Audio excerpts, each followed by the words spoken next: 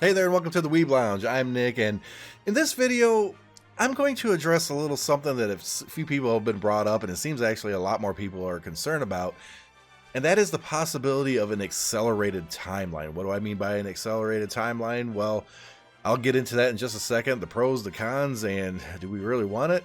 Do we really need it? Maybe not.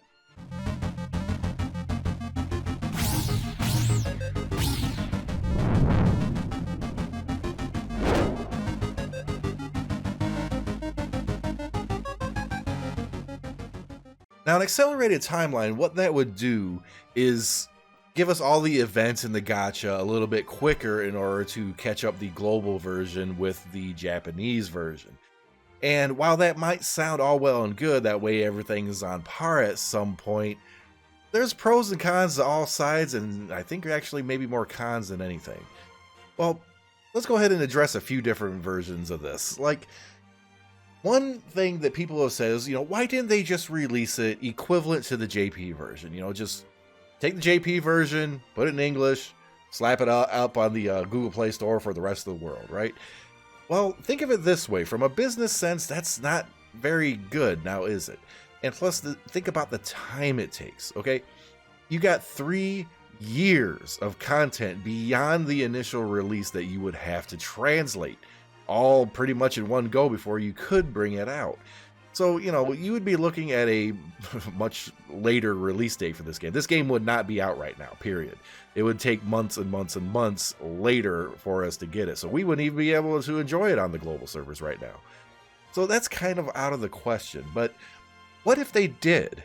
What if they did? Well, that would be okay, I guess, because everybody would be starting out on the same field, but you have all the Japanese players who are already there, already advanced. And the thing is, when a lot of people would join on this, they would be inundated with a ridiculous amount of stuff to do. Okay, take any gacha game that's been out for even just a year.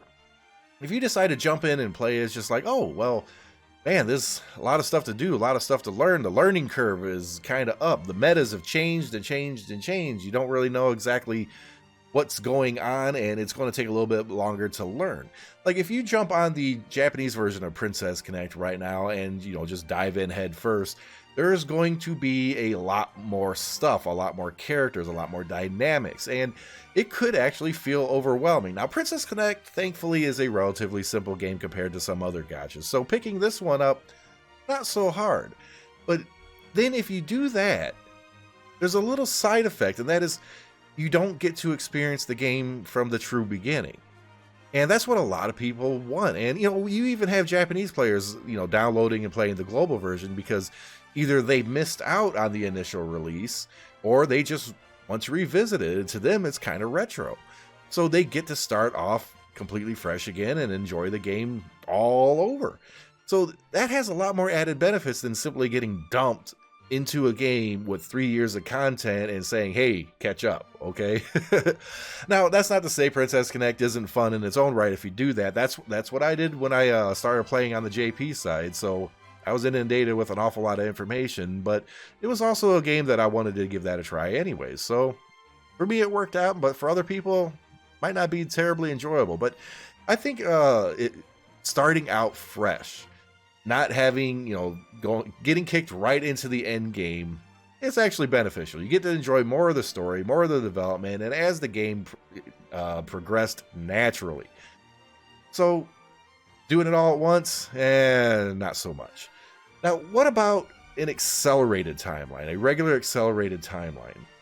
Okay, what would that mean? That would mean that events would come quicker, which does sound good. Banners would come quicker, which kind of sounds good. You would get all this stuff faster and quicker. I mean, that's the whole idea of an accelerated timeline. And we would catch up with the Japanese timeline, so at some point. It would still take a long time, though. And that's one of the downsides. If they did an accelerated timeline, let's say they did everything twice as quick, which means instead of 14 days to do an event, it'd be 7. Instead of, 14 days on a banner, it'd be 7. Instead of a 3-day clan battle, it'd be a day or a day and a half or something like that. It starts to have drawbacks when you start thinking about it, because once you catch up to the Japanese side, then the timeline slows down and it'll feel different. So would actually be kind of silly now, wouldn't it? You know, you're experiencing all this content fast and furious, and then all of a sudden it just goes, okay, we're caught up now. And it would take at least like a year and a half or so to do that. So in the long term, that's kind of pointless. It really is kind of pointless.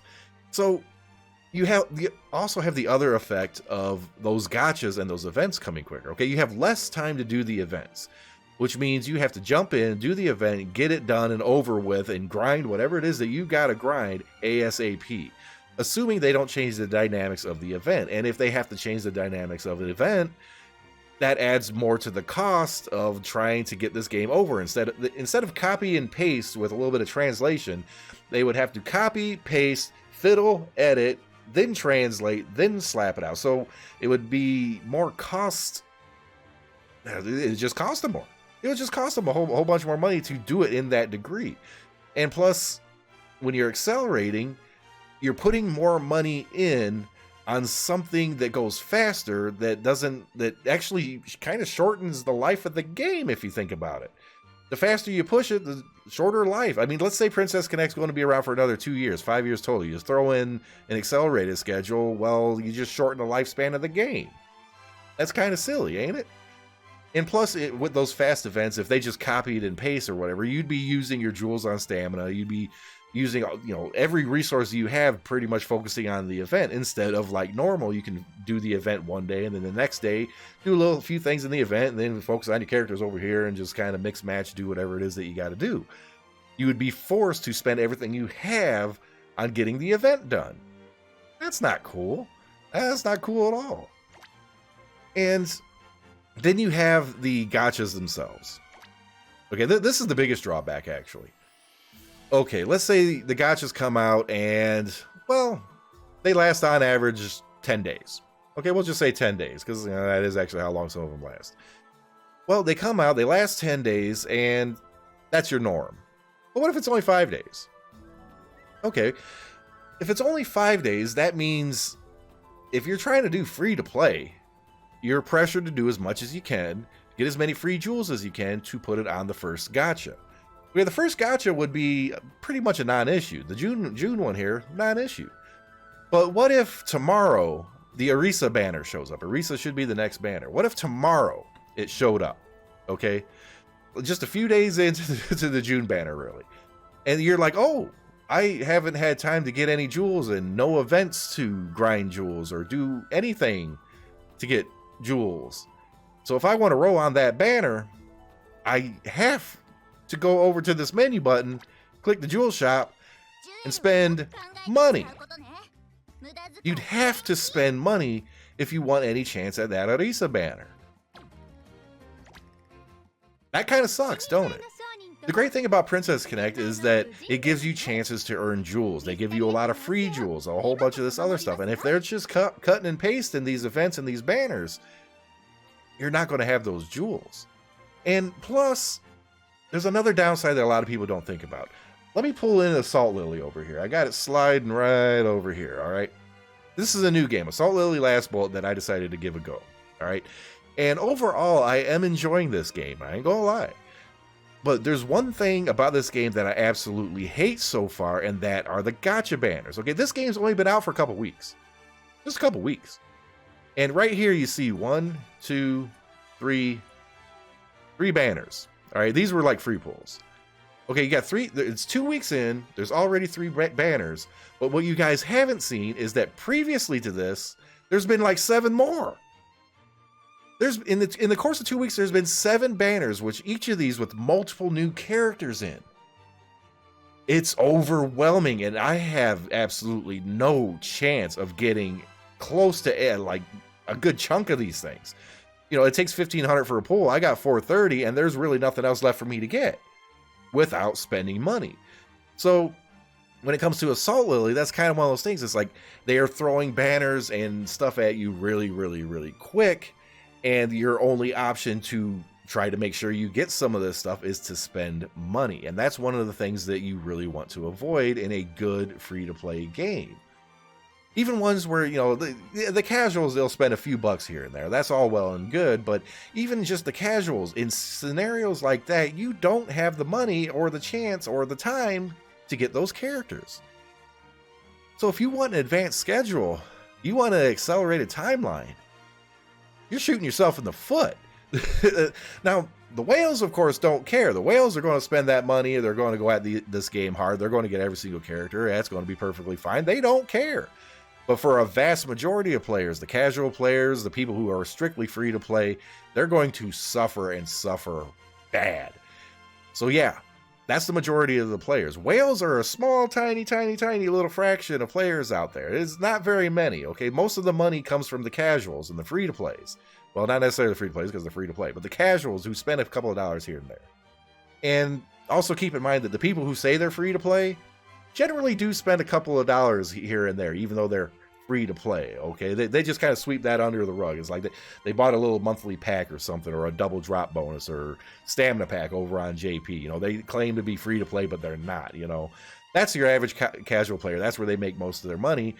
And if you do this accelerated schedule, you start pushing away the casual players. You start pushing away a majority of the money that comes into the game.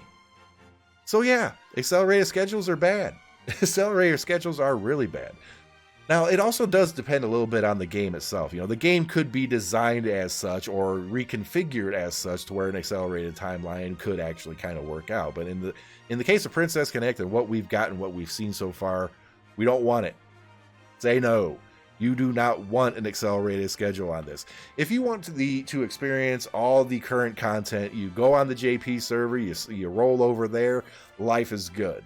But over here, when you're starting fresh and you don't want to spend money or spend very little, be one of those good casual players, do not want an accelerated timeline. My God, you do not want one.